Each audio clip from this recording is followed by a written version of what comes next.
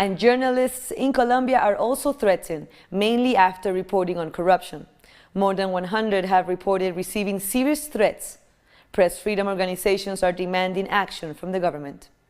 Pedro Baca, director of the Organization for Freedom of Press, has rejected the threats against journalists in Colombia.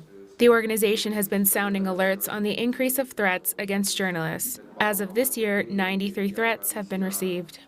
The Organization for Freedom of Press issued an alert last week over the considerable number of threats against journalists throughout the region.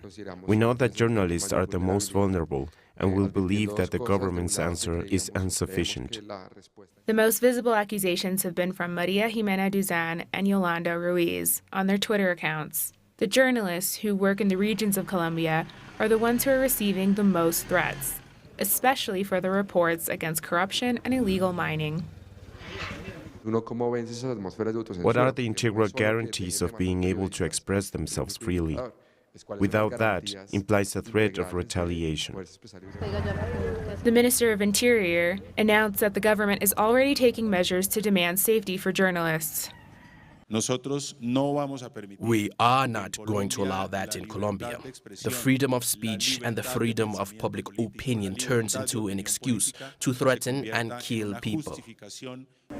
All this is taking place in the midst of threats against social leaders that, in spite of the precautionary measures from the Inter-American Court of Human Rights, have not received any guarantees from the national government.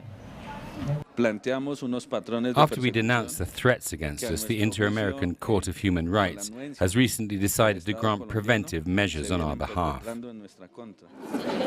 Social organizations have rejected all threats against journalists and of those leaders who are defending the construction of peace in Colombia.